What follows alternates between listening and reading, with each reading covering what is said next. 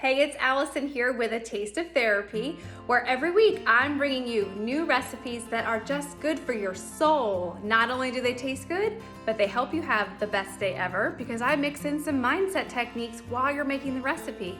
Total win-win. Today is no different. I'm showing you how to make quinoa, and I'm giving you the recipe for one of my favorite quinoa salads. Stay tuned. So the first step to making quinoa is actually rinsing the quinoa. Now I know what you're thinking. You're saying, that's an unnecessary step. Why do I have to do that? Well, you have to do that because it helps the quinoa get nice and fluffy and it takes all that yucky bitterness off of the quinoa, which obviously you don't want your quinoa to be bitter. So what you're gonna do is you're gonna actually take your quinoa and rinse it for about 30 seconds in the sink just to get all that off there. That's your first step. Let me show you what that's gonna look like. So I have here a regular colander in the sink, and then I have a mesh one. And I do that because obviously those holes are too big, and when I dump it in here, it's all gonna fall out. So see how I rest that nicely in there? And I have my cup of quinoa. Any old quinoa will do. You're gonna dump it right in here. See how beautiful that is? And now, let's make sure I can do this without getting water on my phone. You take it and you're gonna rinse it just like this for about 30 seconds, and then make sure you drain it really well. Simple, right? So for this recipe, it's a 1-to-2 ratio. So since I used 1 cup of quinoa, I'm gonna use 2 cups of water when I'm cooking it. I do that because the quinoa is obviously going to expand and double in size, so you wanna make sure you have enough water. If you wanna make 2 cups of quinoa, make sure you use 4 cups of water. Makes sense, right? I have 2 cups of water, and now I'm gonna dump in my rinsed quinoa right into the cup, and I'm gonna cook. Here.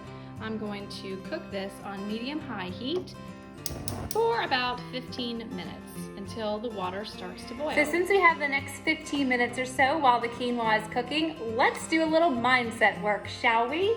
My statement for today that I want you to consider while this thing is cooking for the next 15 minutes is this: that all situations in life can be neutral. Think about that. Things aren't necessarily good or bad, they can all just be neutral. And the way that then they become good or bad is our interpretation and how we look at that situation, which would make it either good or bad. Isn't that amazing to think about? Like, obviously there are things in our life that come at us, which we immediately have this gut reaction of like, oh, this is so awful, I can't control this is terrible. But if you start to look at it as, well, maybe not. Maybe I have the opportunity to look for the positive in the situation, or I can actually consider that instead of the situation automatically being bad, I'm choosing to look at it as neutral. And what that does is it takes all the pressure off. I know for me, when I first learned this, it was like mind-blowing because I would automatically go to that, well, this situation happened, it's automatically bad. And that's not the case. I can look at it as neutral, or I can choose to look at it as good. So here's what I challenge you to do today. I want you to think about a situation today that has happened that you might have automatically assumed was negative. Now that the situation is over, why don't you take a step back and think about the situation either as neutral or see if you can find some positive in that situation. I guarantee if you start doing this, now it does take some practice, but if you start doing this on a regular basis, you will be amazed at how this changes your outlook and helps you have the best day ever. I'm getting a little bit of boil here on my quinoa, so I'm gonna go ahead and reduce the temperature down to a simmer. We don't want the water to disappear too quickly before it's cooked. Now the quinoa is still cooking, so let me give you the ingredients here for my favorite quinoa summer salad. This is so fantastic, you're gonna love it. Okay, so it calls for an entire cucumber that's been seeded and chopped. Here you go. Half of a red onion, 1 red pepper that's also been seeded and chopped, a can of chickpeas, 1/4 cup of lemon juice, 2 cloves of garlic. I used jarred garlic today, which meant that this was actually 2 teaspoons, but it's 2 cloves of garlic. It also calls for a handful of flat leaf parsley, and then the dressing is going to be 1/4 cup of olive oil and I believe it's 1/3 cup of red wine vinegar. Don't quote me on that, I'll have to make sure before I mix it all together. And basically you're gonna take the warm quinoa, mix all of this together, and then pour the dressing on top, and you're gonna fall in love with this recipe because it's amazing. Now I have a little trick here for showing you how to seed both a cucumber and a red pepper, and I'm gonna show you how to do that right now. Okay, so here I have a cucumber that's been, peeled. And what I'm gonna do is I'm gonna cut it in half, long ways, 2 lengths. I have a little teeny tiny spoon, and I'm literally gonna scoop out the seeds. Just like that. See that? They come all out. And you just use a little bit of pressure, not a lot. You don't wanna damage the cucumber, but just enough to get the seeds out, just like that. It kind of makes like a little boat. And the reason you wanna take the seeds out is because the seeds is actually what makes the cucumber kind of mushy. And if you leave them in the salad, it's gonna make the salad mushy. So you take the seeds out and you get a little bit more life and a few more days out of your cucumber. Voila, isn't that amazing? Now the same thing with the pepper. This trick, when I learned this, seriously, I was like mind blown. So do you see what I did here? I cut off the bottom. Here's the pepper. Pretend it's full. I went ahead and I chopped off the bottom so that I could stand it up just like that.